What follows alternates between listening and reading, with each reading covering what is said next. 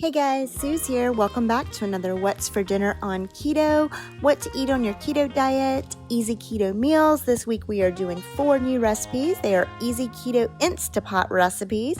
So if you're new here, please consider hitting that subscribe button, sticking around, joining the crew. Let's go ahead and get into the video. I wanna catch the wave. First up, we're making this awesome low-carb Italian sausage soup.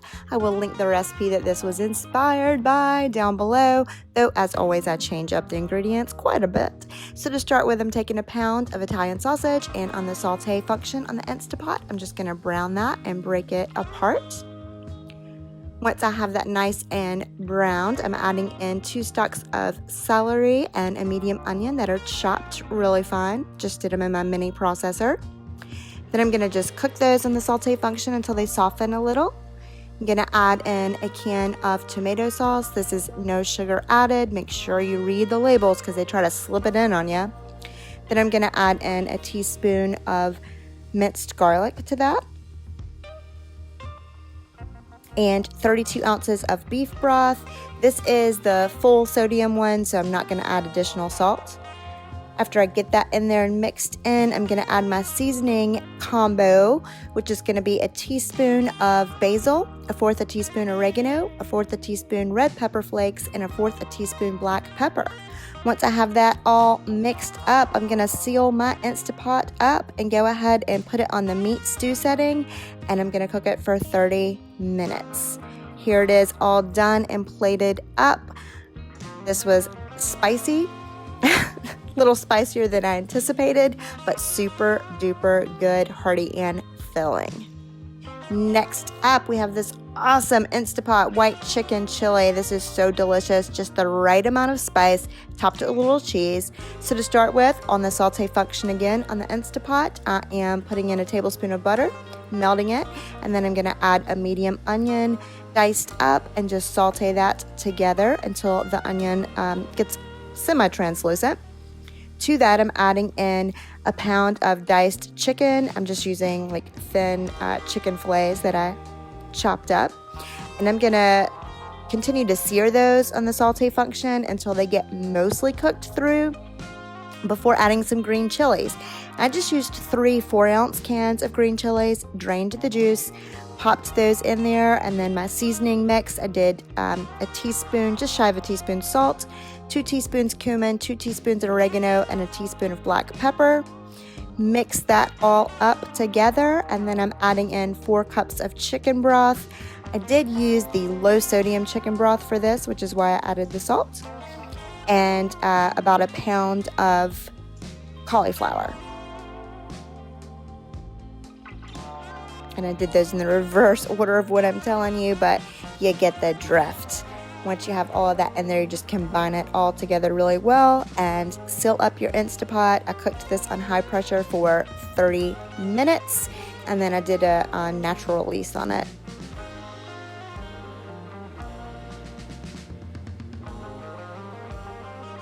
Once that part was done, I added 2 cups of sour cream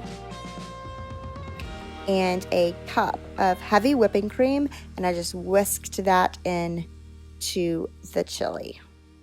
And then I served it up immediately after that and topped it with some Mexican thick cut cheese. Oh my goodness. This was so good and perfect for the little cold snap that we're just now getting. Next up, we have these yummy, yummy, yummy steak fajitas. Of course, this was my favorite meal of the week. So to start with, we're going to make the actual tortillas. If you've been watching my channel, you've probably seen me make these before, but I'm going to just blend together, beat together 2 eggs and 2 egg whites till they're fluffy.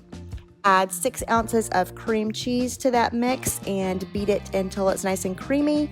And then I'm going to add my dry mix of a 1/2 teaspoon salt, 1.5 teaspoons of psyllium husk powder, and a tablespoon of coconut flour, and beat that until it gets almost like pancake batter. And after I get done mixing it, I'm actually going to let it sit for about 10 minutes so the psyllium husk can do its job and thicken it up. I'm going to preheat my oven to 400, and then I just took a cookie sheet and lined it with parchment, and I'm just going to pour that out on it and smooth it into a thin rectangular layer.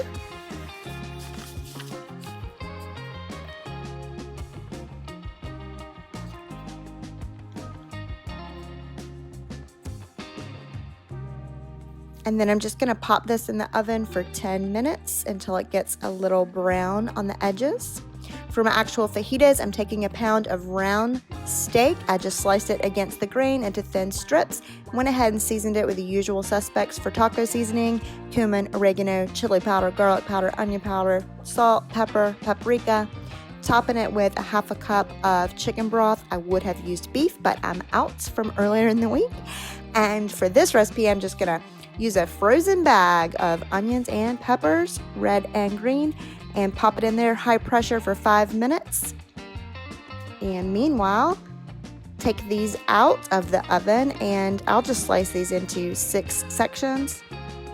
Once my steak mixture is done, I'm just topping it with a little lime juice. I'm cheating and using the pre-bought kind and stirring it up. Here they go, all plated up, topped them with a little bit of sour cream and some taco sauce. You could add whatever toppings you like. These were super duper yummy and my favorite.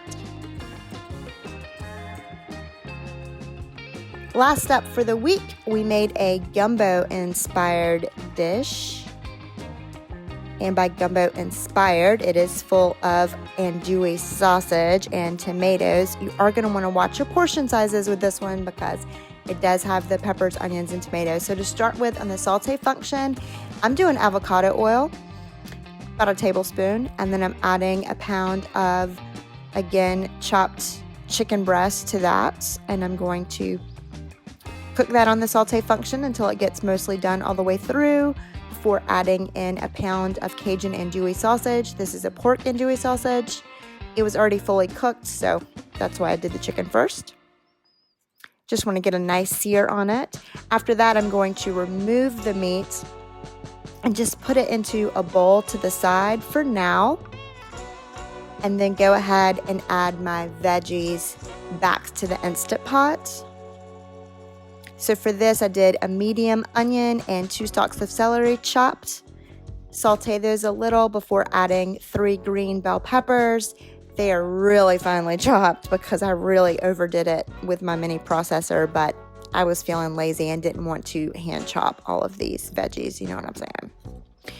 So once I add the pepper, I'm gonna just continue cooking those until they get a little tender. And then I'm gonna add 3 teaspoons of minced garlic.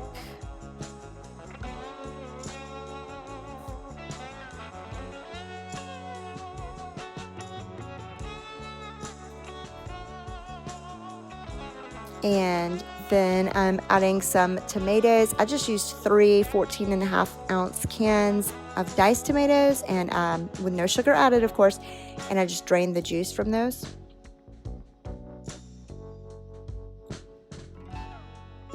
And I'm letting it get to a simmer before adding back in my meat, my chicken and my sausage.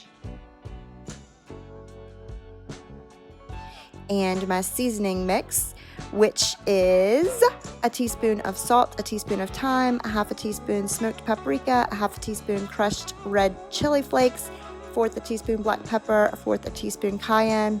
I also don't know if I told you I added 2 cups of chicken broth to this. And now I'm adding a bay leaf and just poking it in there before putting the lid on and sealing it. I only cooked this on the soup function for 15 minutes. And here it is all plated up and done. This was super, super delicious. Anything that's even remotely similar to a bog or a gumbo has got my name all over it and is always a fave of mine. So there you go, guys. I hope you enjoyed these easy keto instant pot recipes for your dinner edition of What's for Dinner on Keto. Please stick around by subscribing, hitting the notification bell so you never miss one of our Sunday uploads. And until next time, see you later, guys. Gravel road, I've been asked to slow down. Fireplace, do you know how? Piles of paper, my out.